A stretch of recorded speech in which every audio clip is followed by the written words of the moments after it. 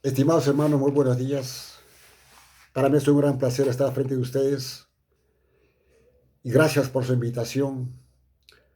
Gracias al pastor por invitarme para poder esta mañana predicar la palabra de Dios. Y gracias también a Dios por este medio, ¿no? De este video, por el internet, por la red social, porque de esa manera podemos llegar a todas partes. Y gracias a Dios, hermano, por este medio, ¿no? Por la cual ahora la palabra de Dios es difundida. Hermanos, sin más palabras, vamos a ir al libro de San Lucas. Por favor, abran en San Lucas capítulo 4, versículo 16 hasta el 30. Dice la palabra de Dios así. Vino a Nazaret, donde se había criado. Y en el día de reposo entró en la sinagoga conforme a su costumbre y se levantó a leer. Y se le dio el libro del profeta Isaías y habiendo abierto el libro halló el lugar donde estaba escrito, el Espíritu del Señor está sobre mí, por cuanto me ha ungido para dar buenas nuevas a los pobres, me ha enviado a sanar a los quebrantados del corazón, a pregonar libertad a los cautivos y vista a los ciegos, y poner en libertad a los oprimidos, a predicar el año agradable del Señor. Y enrollando el libro, lo dio al ministro y se sentó. Y los ojos de todos en la sinagoga estaban fijos en él. Y comenzó a decirles, hoy se ha cumplido esta escritura delante de vosotros. Y todos daban testimonio de él y estaban maravillados de las palabras de gracia que salía de su boca. Y decían, ¿no es este el hijo de José? Él les dijo, sin duda me diréis este refrán, médico, cúrate a ti mismo de tantas cosas que hemos oído que se han hecho en Capernaum, hasta mí aquí en tu tierra. Y añadió, de cierto os digo que ningún profeta es acepto en su propia tierra, y en verdad os digo que muchas viudas había en Israel en los días de Elías, cuando el cielo fue cerrado por 3 años y 6 meses, y hubo una gran hambre en toda la tierra, pero a ninguno de ellos fue enviado Elías, sino a una mujer viuda en Sarepta de Sidón. Y muchos leprosos había en Israel en tiempos del profeta Eliseo, pero ninguno de ellos fue limpiado, sino Naamán el sirio. Al oír estas cosas, todos en la sinagoga se llenaron de ira, y levantándose le echaron fuera de la ciudad y le llevaron hasta la cumbre del monte sobre el cual estaba edificada la ciudad de ellos para despeñarle. Mas él pasó por en medio de ellos y se fue. Por favor, hermanos, oremos un momentito. Padre nuestro que estás en el cielo, te damos gracias, Señor, por tu palabra. Ayúdame, Señor, a predicar tu palabra.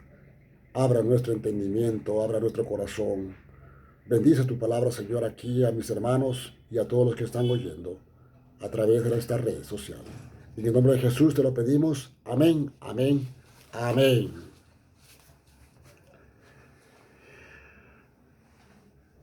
Podemos sacar muchas enseñanzas, muchas aplicaciones de estos versículos, hermanos. La palabra de Dios es una fuente inagotable. Todas las historias sagradas de las Escrituras es una fuente inagotable que podemos sacar muchas aplicaciones, muchas cosas para aplicar a nuestras vidas. Y espero de que en esta mañana, hermano, usted pueda sacar también sus propias conclusiones y aplicarlos en cada una de sus vidas, hermanos. Bien, el título de mi mensaje es de admiración a indignación.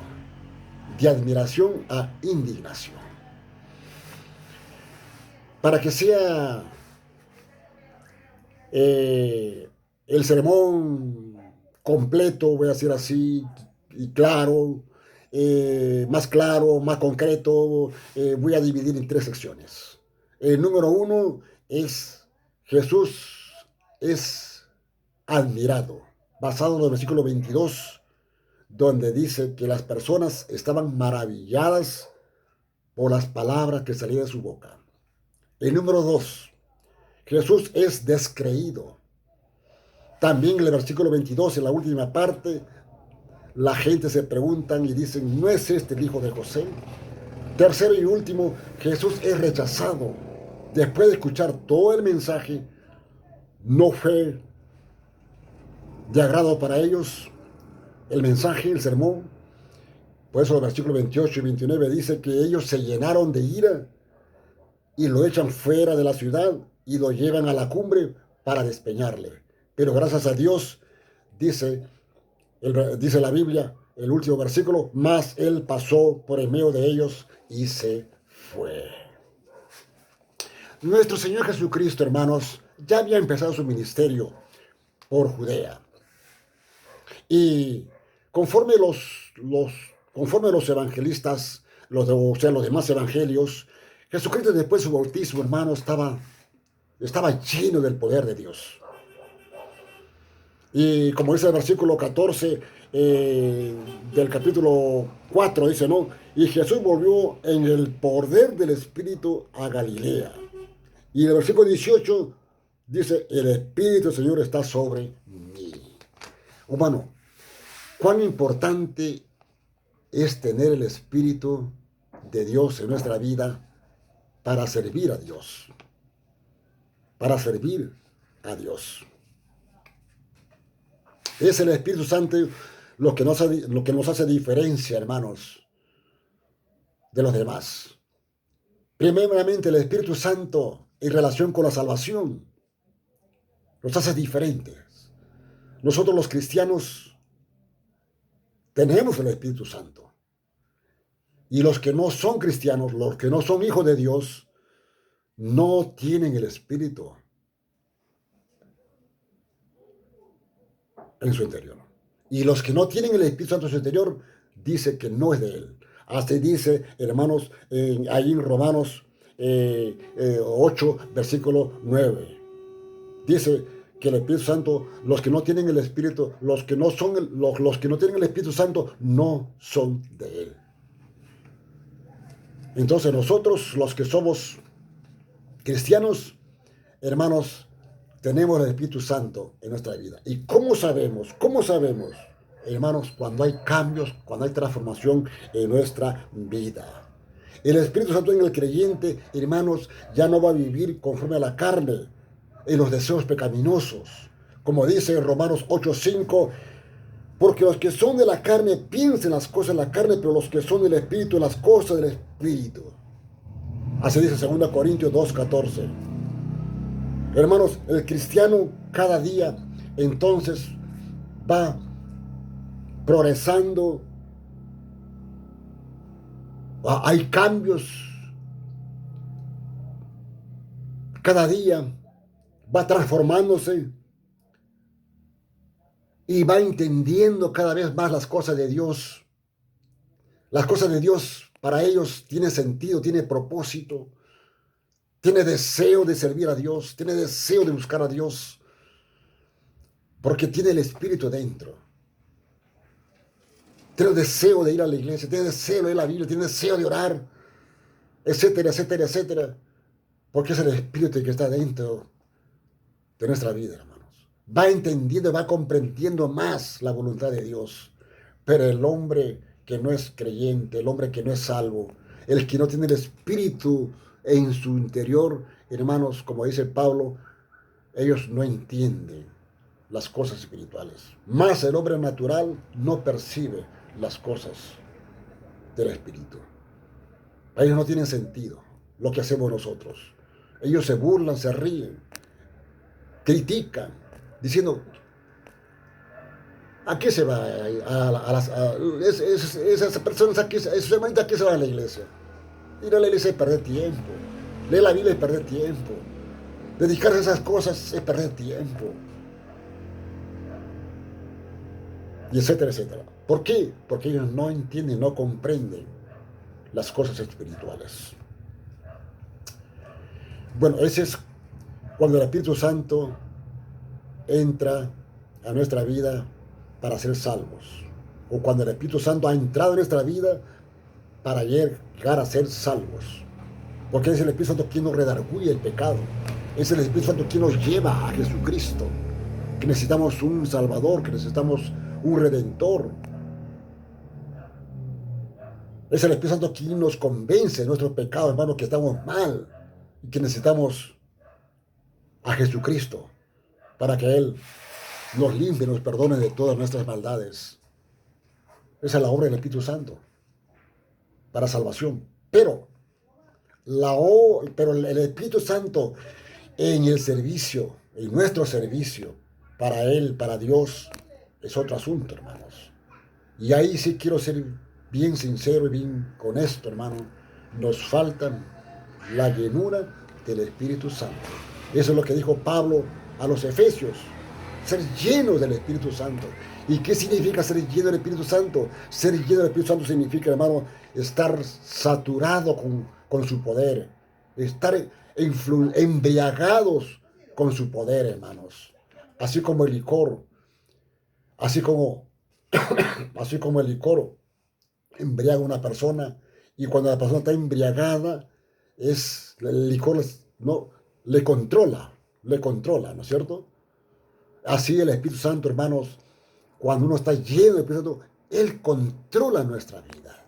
Tenemos una vida lleno de victoria. Tenemos una vida lleno de éxito en las áreas espirituales. Cuando uno está lleno del Espíritu Santo, hermano, estamos deseosos de orar, deseosos de leer la palabra, de ir a la iglesia, de hacer la obra, de ser discípulos, de predicar la palabra de Dios, de estar siempre ahí en el servicio de Dios, encargarnos de las cosas de Dios. Nunca hay un no para los que estamos llenos del Espíritu Santo. Nunca hay un no, sino es un sí. Nos falta, hermanos, ser llenos del Espíritu Santo. A veces el mundo nos ahoga, hermanos.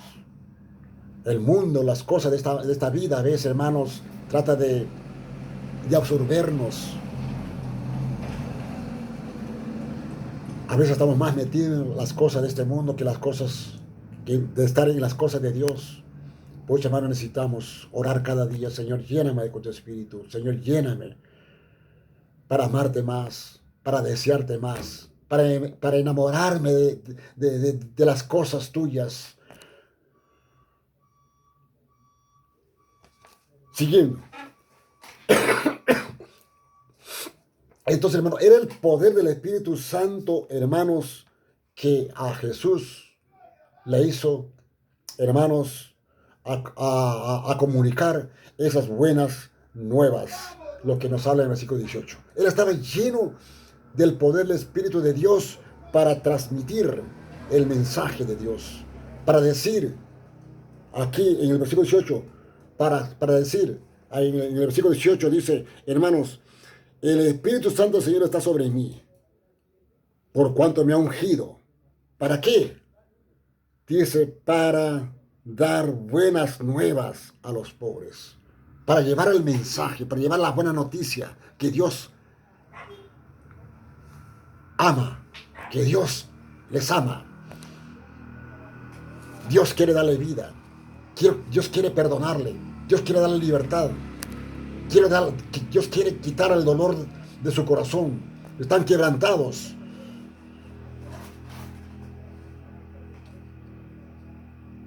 Esas son las buenas nuevas. Y como dice ahí,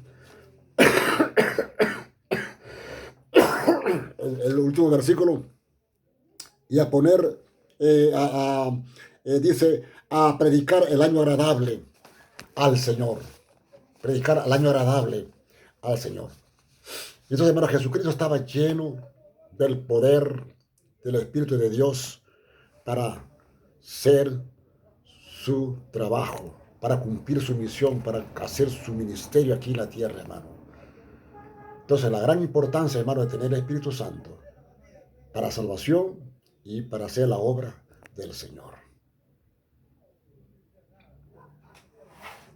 Número 1. Jesús admirado.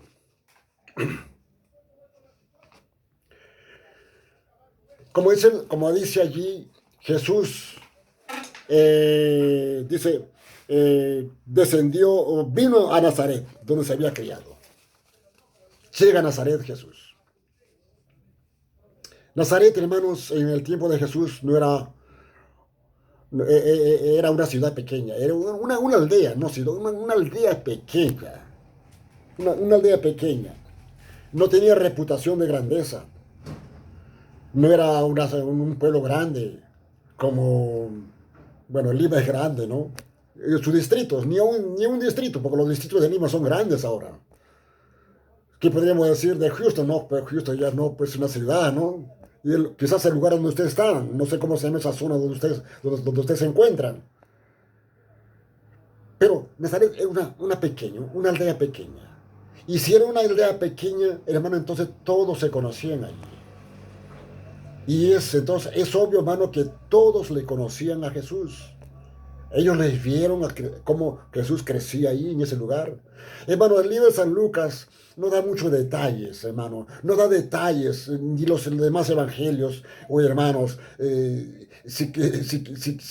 Si habría todos esos detalles, hermano, no alcanzaría, ¿no?, bibliotecas en el mundo, ¿no? Para que cada detalle sea escrita. Hermanos, seguramente los que estaban allí le conocían que él era pues un hijo de un carpintero. Y aún más que él era carpintero porque tuvo que haber aprendido el oficio, ¿no?, de José. Porque la costumbre de los judíos era de que los padres cuando tenían hijos, entonces les enseñaba la tarea de la casa, ¿no? Y si su padre era zapatero, bueno, en ese entonces no sé si había zapateros, ¿no? Pero en este caso, ¿no? Mejor dicho, cuando sus padres eran carpinteros, también les enseñaba la carpintería a sus hijos. Ejercían el oficio de sus padres.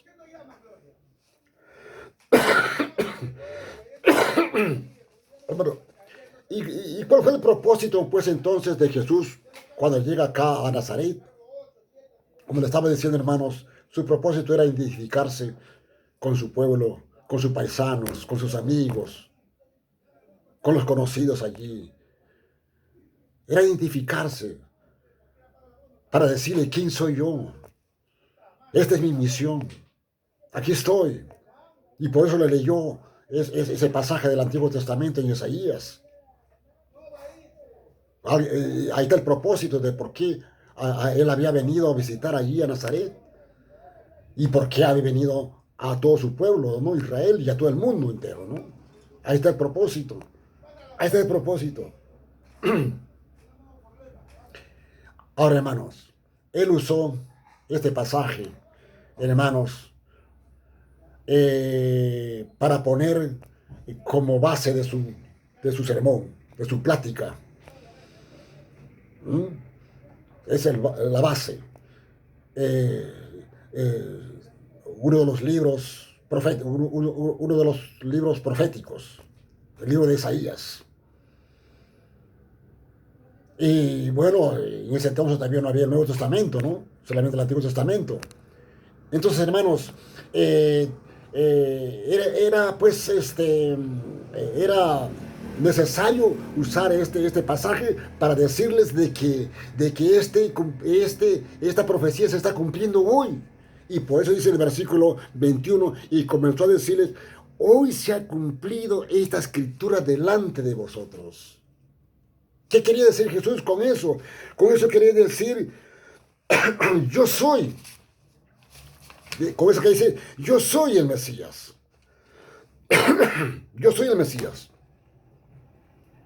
Todas las promesas dichas en el Antiguo Testamento o dichas por los profetas se están cumpliendo hoy. Y yo soy esa persona. Yo soy el Cristo. Yo soy el Salvador. Yo soy el médico que he venido a sanar a ustedes. Hermano, Jesús estaba enfocando más lo espiritual que lo físico. Él hizo muchas obras milagrosas físicamente, claro, para demostrar que él era el Hijo de Dios, para demostrar ¿no? Para demostrar que él era el Mesías, el Salvador, o el Mesías que Israel esperaban, ¿no? Pero su enfoque más estaba en lo espiritual.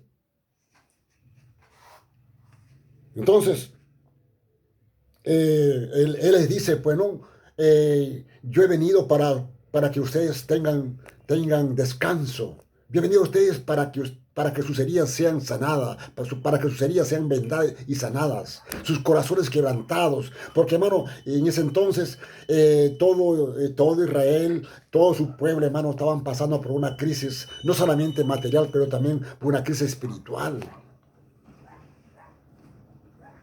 Había tristezas, no tenían paz, sus corazones estaban vacíos. ¿Por qué? Porque no habían buscado a Jehová, no habían buscado a Dios el Padre. Después de 400 años de silencio, hermanos, el pueblo estaban en una condición mala totalmente, espiritualmente.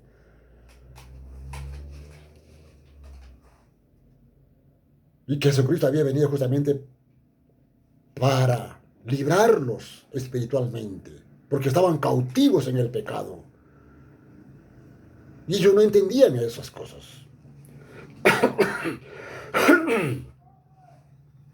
Entonces él dice acá, yo soy el año agradable del Señor. Yo soy el tiempo agradable del Señor. ¿Qué quería decir con eso? Y los judíos sabían muy bien a qué se refería eso. Eso se refería pues al año del jubileo. Hermano, en el Antiguo Testamento Dios había establecido el tiempo o el año del jubileo. Creo que era cada 50 años. ¿Qué hacían ahí? Donde las deudas eran canceladas y nadie a nadie. Se perdonaban las deudas. Y todos los esclavos ese día, o sea, esos esclavos por sus deudas, ese día eran libres. Pero Jesús no se refería tanto a eso. Él se refería a la esclavitud espiritual. En otras palabras, Jesús le estaba diciendo, bueno, yo lo voy a dar, yo voy a cancelar sus deudas. Ustedes son deudores con la justicia de Dios.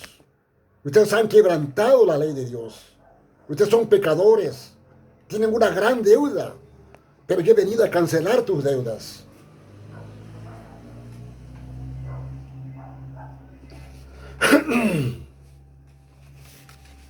Por eso Jesús le dice, yo soy el año agradable, donde todos los cautivos espirituales serán libres y todas las deudas espirituales serán canceladas.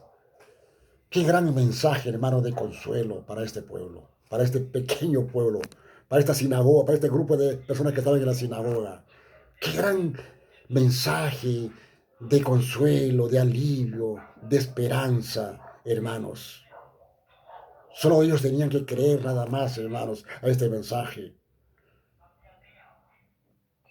Hasta este punto, hermano, ellos estaban atentos. Sus ojos estaban puestos en él. Hermanos, quisiera decir una cosa. No pongan sus ojos en los hombres. Pongan sus ojos en Jesús. Mucho menos en los predicadores o los pastores, porque nosotros somos humanos y tenemos nuestros defectos. Somos imperfectos. Pero Jesucristo es perfecto por excelencia. Por eso debemos poner nuestras miradas a Él, no en los hombres. Y ponga sus miradas en esta mañana, no en este hombre, hermano. No ponga sus miradas en esta persona. Ponga usted su mirada en el mensaje. Ponga su atención en la palabra de Dios, hermanos, en esta mañana.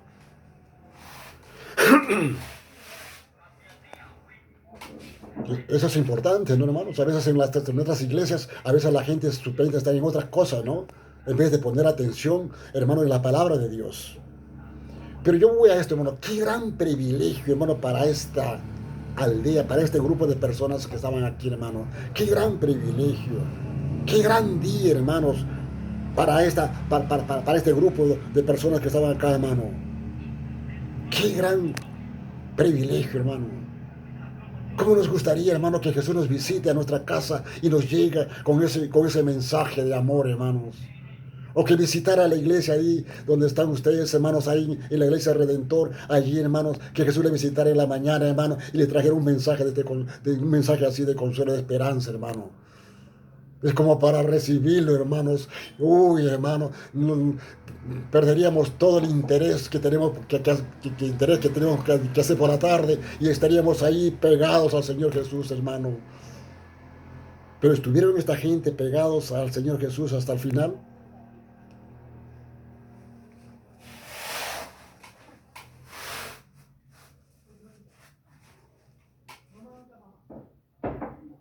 Alguien preguntaría, pero ¿por qué Jesús fue a Nazaret? Y también, ¿por qué vas a su aldea? Ahí no había mucha gente. Hermanos,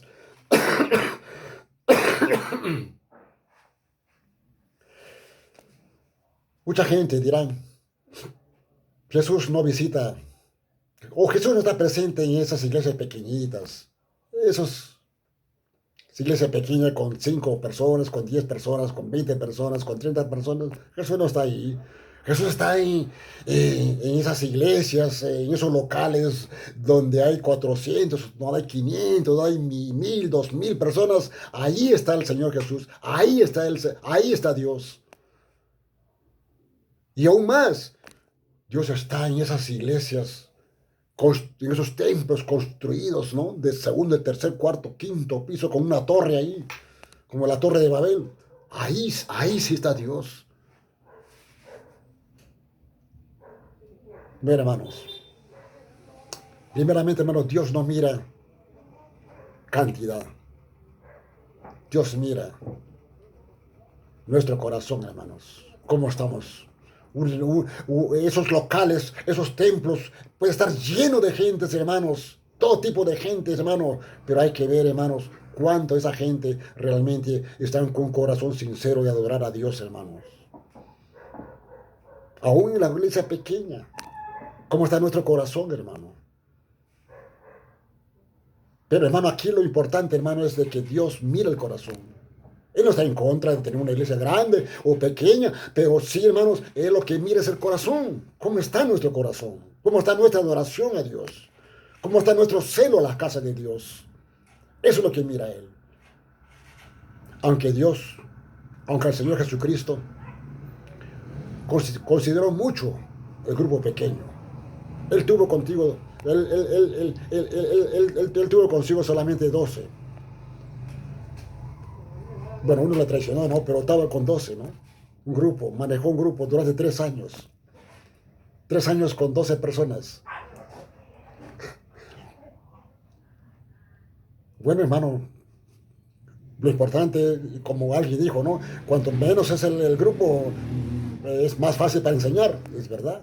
Cuanto más cantidades, es un poco más difícil enseñar.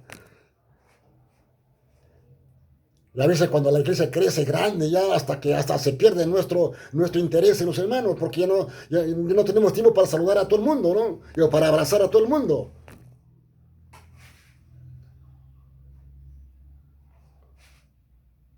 Jesús apreciaba el grupo pequeño. Y él dijo, hermanos, a su grupo, a su iglesia, manada pequeña. Así está, hermanos, ahí está eso.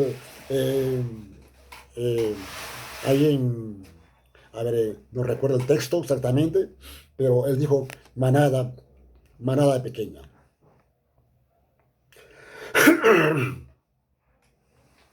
Creo que está en Lucas 12:1. Perdón, hermano, por la tos.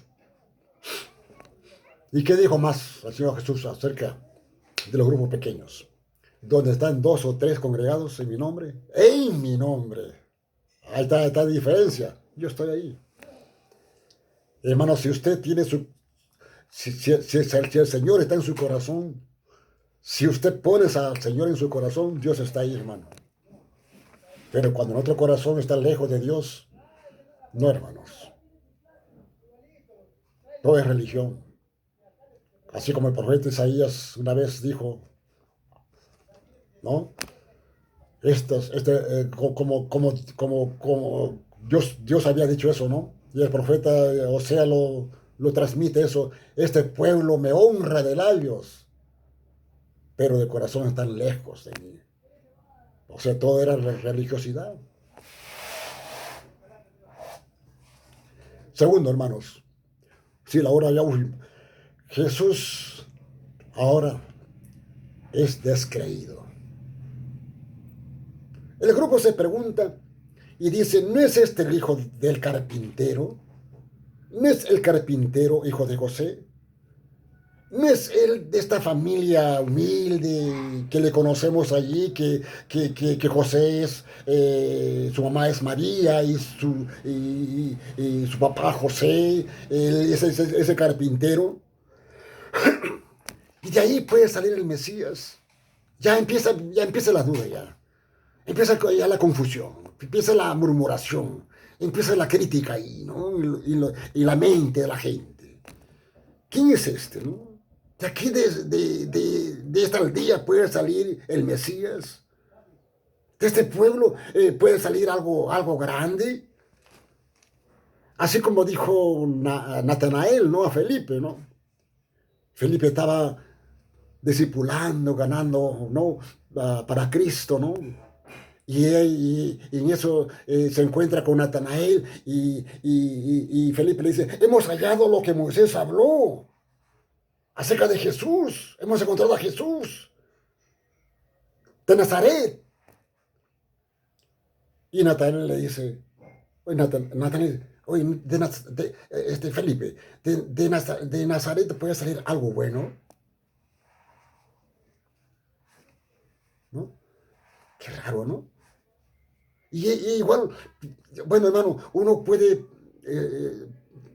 hacer muchos detalles acerca de esto, lo que había en la mente de este grupo de personas ahí en la sinagoga, ¿no?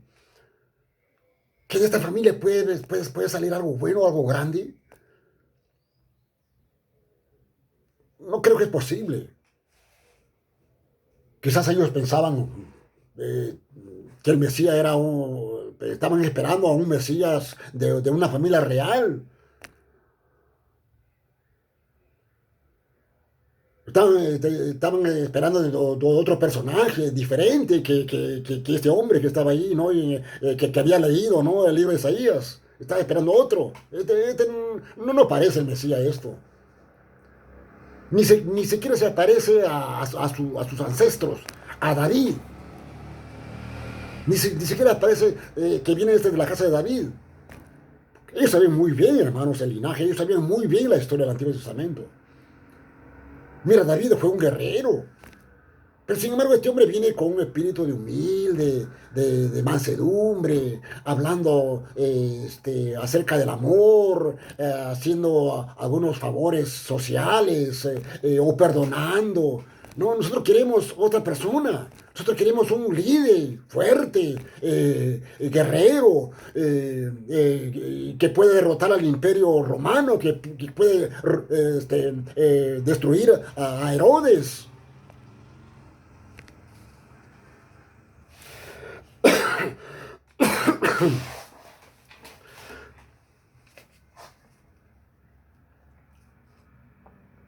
Hay tantas cosas que podemos sacar, hermano, enseñanza de acá, ¿no?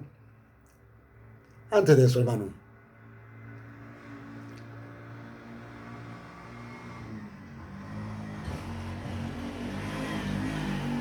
seguramente aquí hay muchos del campo, ¿no es cierto? No sé de dónde, quizás usted viene de la ciudad, de su país, de su ciudad, o de un pueblo, o de un caserío, no sé. No les conozco a todos ustedes, pero yo soy campesino.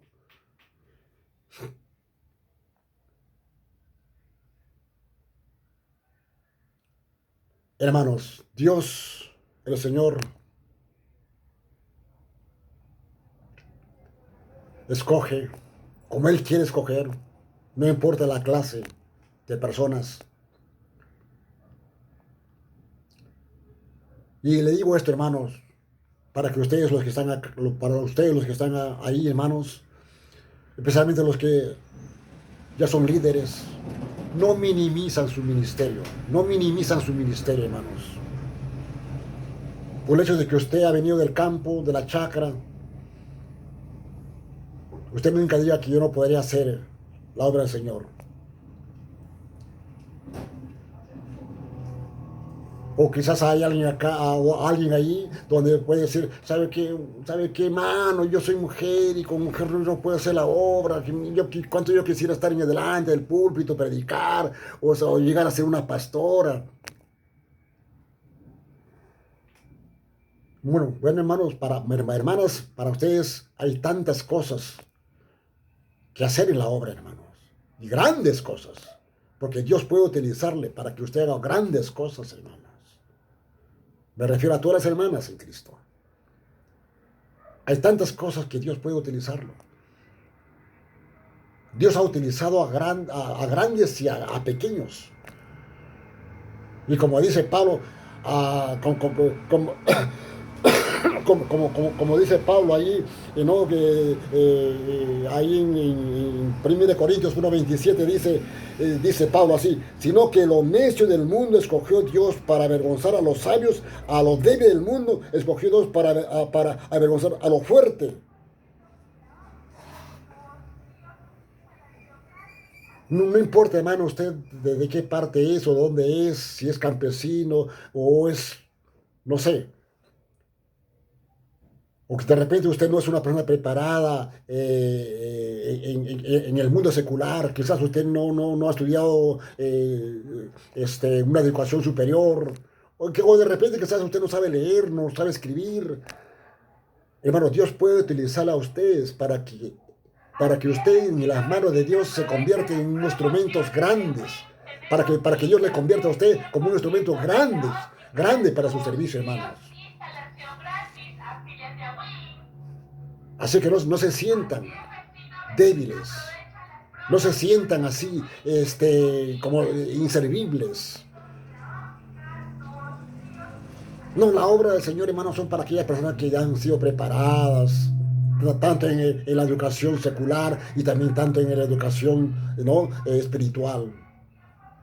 No, hermanos, el Señor que está arriba nos da la capacidad para poder nosotros realizar grandes cosas para su gloria, hermanos.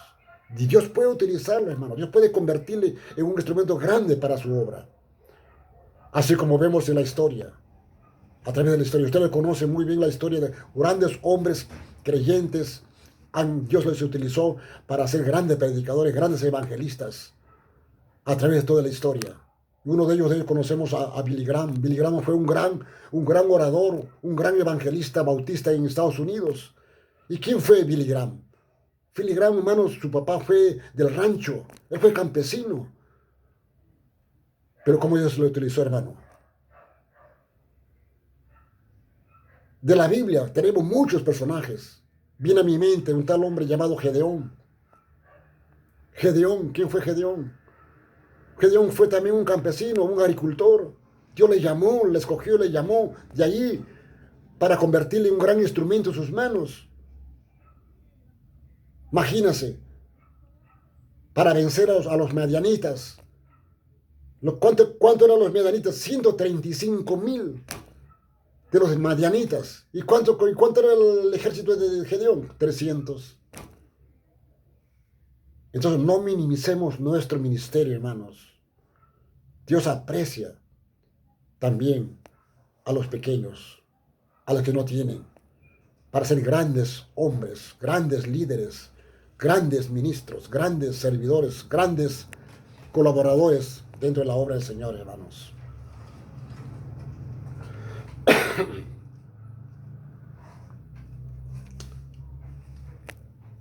Bueno, estaba diciendo, Jesús conociendo los pensamientos de estos hombres o estas personas que estaban en la sinagoga, y quiero ya dar casi por terminado esto, hermano, para que el tiempo va pasando. El pueblo entra en cuestionamiento, entra en preguntas, en dudas.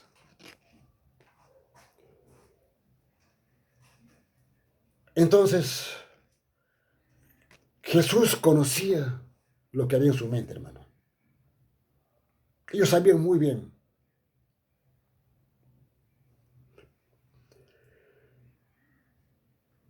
¿Usted, usted cree, hermano, por qué Jesús le contesta, de acuerdo a los versículos 23, o empezando del versículo 23 hasta el 28, no, hasta el 27? ¿Por qué le contesta esto Jesús? ¿Por qué le dice, sin duda me diréis este refrán médico, cura a ti mismo de tantas cosas que hemos oído que has hecho en Capernaum, haz también en tu tierra? Luego añade el versículo 24, ¿no? Donde dice que ningún profeta es acepto en su propia tierra. Luego, versículo 25, en verdad os digo que muchas viudas había en Israel en los días de Elías, cuando el cielo fue cerrado por 3 años y 6 meses, hubo una gran hambre en toda la tierra. Pero en ninguna de ellas fue enviado Elías, sino a una mujer viuda de Sarepta de Sidón. Y muchos leprosos había en Israel en el tiempo del profeta Eliseo, pero ninguno de ellos fue limpiado, sino Naamán el sirio. ¿Por qué le dijo Jesús todo eso? Perdóname, hermano, que quizás estoy leyendo de esa manera por causa del tiempo, hermano. ¿Por qué le dice toda esa cosa? Porque Jesús sabía lo que había en su pensamiento, hermanos. Sabía lo que había en su mente. En la mente de ellos estaba, hermanos, primeramente, oiga, si tú has hecho, como diciendo, no, como diciendo, no, si este es el Mesías, si este es el Cristo, que ya ha empezado a hacer los milagros por allí, por Judea, y habían dado testimonio, ¿no? Y Capernaum hace poco que hizo también sus milagros, y ¿por qué ahora viene acá a nosotros, que somos sus paisanos, que somos sus amigos, que somos no, sus parientes, que le hemos visto crecer de pequeño, y por qué no hace acá un milagro? ¿Qué espera? ¿Por qué no hace un milagro? Porque primero va a extraños, a gentiles. ¿Y por qué no viene primeramente aquí a lo que es de su casa? Y por eso Jesús le responde allí, de cierto digo que ningún profeta es acepto en su propia tierra.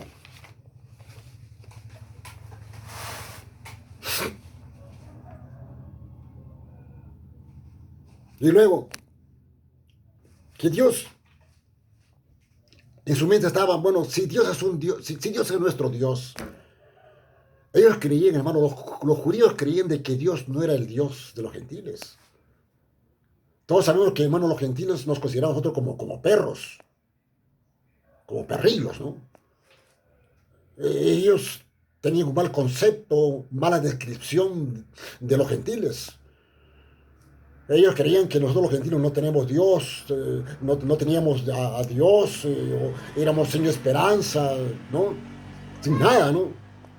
Éramos extranjeros y que Dios no se acordaba de nosotros, jamás se iba a acordar. Y eso le extraña, pues, ahora a este grupo, ¿no?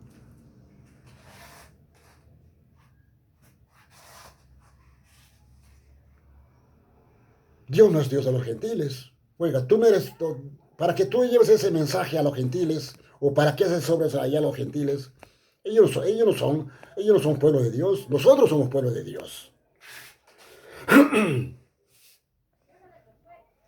Haga acá pues las obras. Y por eso le relata todos esos pasajes, toda esa parte final de nuestro texto, perdón, hermanos. Entonces ellos se preguntan ya, ¿por qué tenemos que darle valor a esta persona? Y él está favoreciendo a los gentiles, no a nosotros. Pero hermanos, hay algo más. Jesús cuando usa el Isaías versículo 1 y 2, Isaías 1, 2,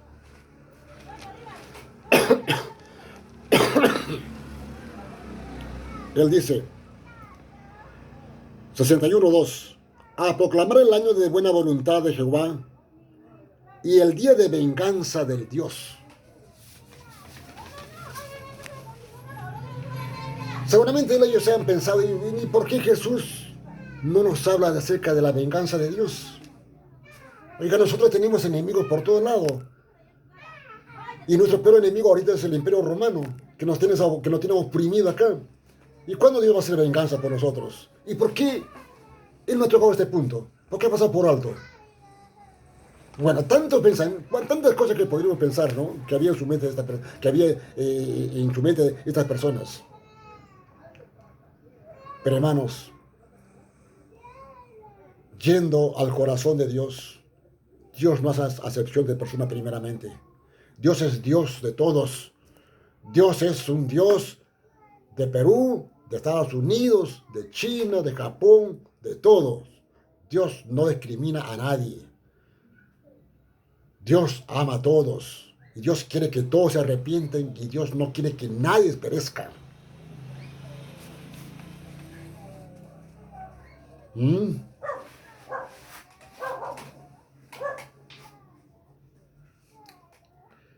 Entonces ellos dicen, pero ¿por qué Jesús no hace eso? ¿Por qué no nos diga algo acerca de la venganza? ¿Cuándo Dios va a hacer su venganza a favor de nosotros?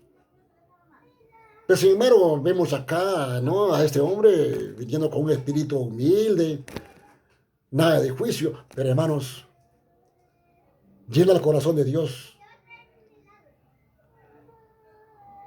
En ese entonces, Dios, hermanos, no quería eso con su pueblo. Le mandó a Jesús, envió a Jesucristo, su Hijo, justamente para que Él sea el Salvador de ese pueblo. No para vengarse o para traer maldición, sino bendición.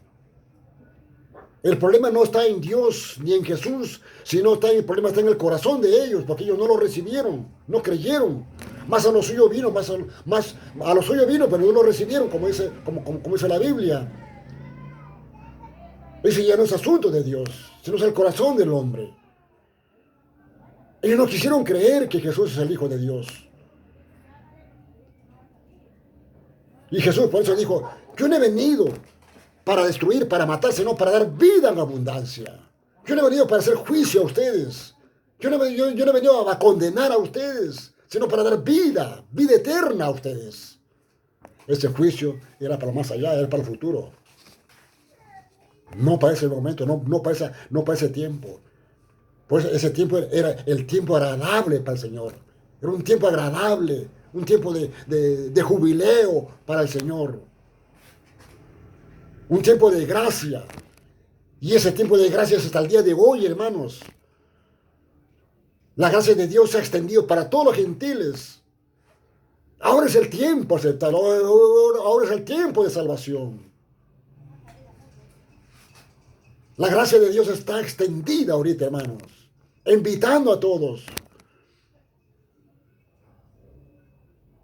que vayan a tomar el agua de vida.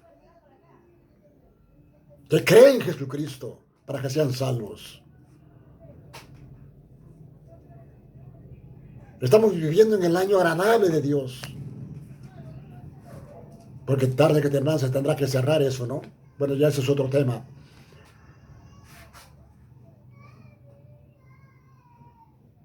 Entonces, este mensaje que Jesucristo da, donde le declara a ellos, ustedes no quieren recibir el mensaje. ¿Por qué? Porque ustedes no quieren reconocer que son pecadores, se creen sanos, se creen justos, se creen que ustedes son los únicos, que dicen que ustedes son los únicos hijos de Dios, el resto no.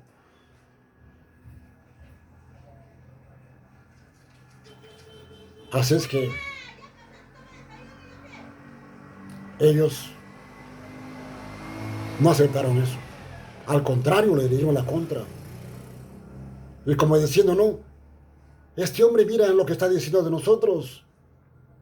Primeramente, está quebrantando nuestra tradición, nuestra costumbre y nuestra ley. Nosotros somos pueblo de Dios, los únicos, y los demás no. Segundo, cree que nosotros somos pecadores. Nosotros no somos pecadores, somos justos.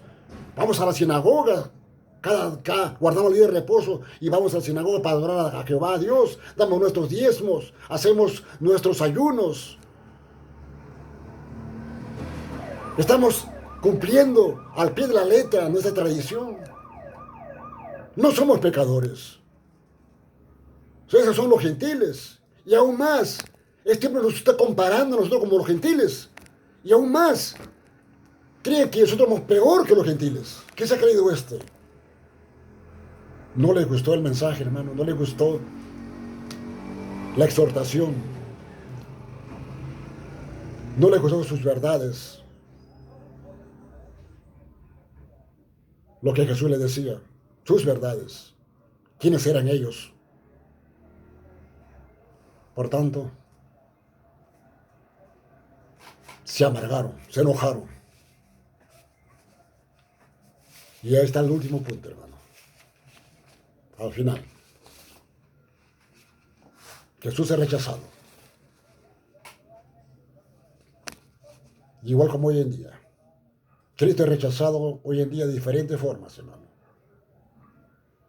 Cuando la persona no quiere escuchar el Evangelio, está rechazando a Cristo.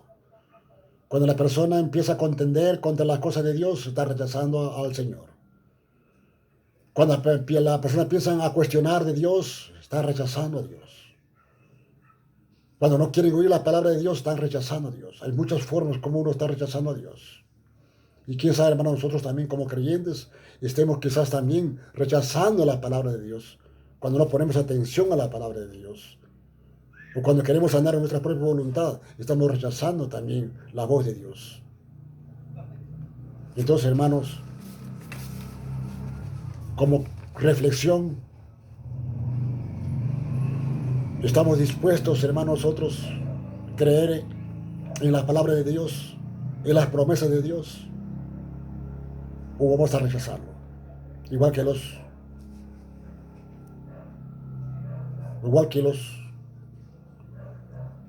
estos personajes que estuvieron en la sinagoga, o igual que este pueblo de Nazaret, vamos a rechazar a Jesús, sus promesas que nos da cada día a través de su palabra. Vamos a echar a perder esta gran bendición simplemente por nuestra falta de fe, simplemente por falta de nuestra obediencia. Son preguntas que tenemos que hacernos en este momento. Si Jesús viniera a tu casa, Jesús viniera ahí al templo, ¿qué harías al final? ¿Lo recibirías o lo rechazarías?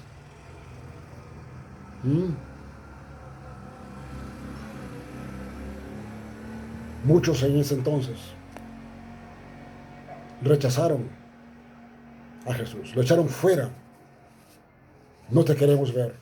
No nos gusta para nada tu mensaje. No nos gusta tu reprensión.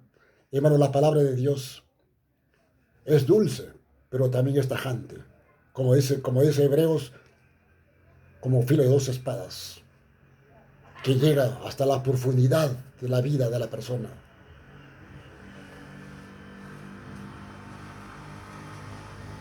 Pero el cristiano creyente tenemos que dar gracias, hermanos.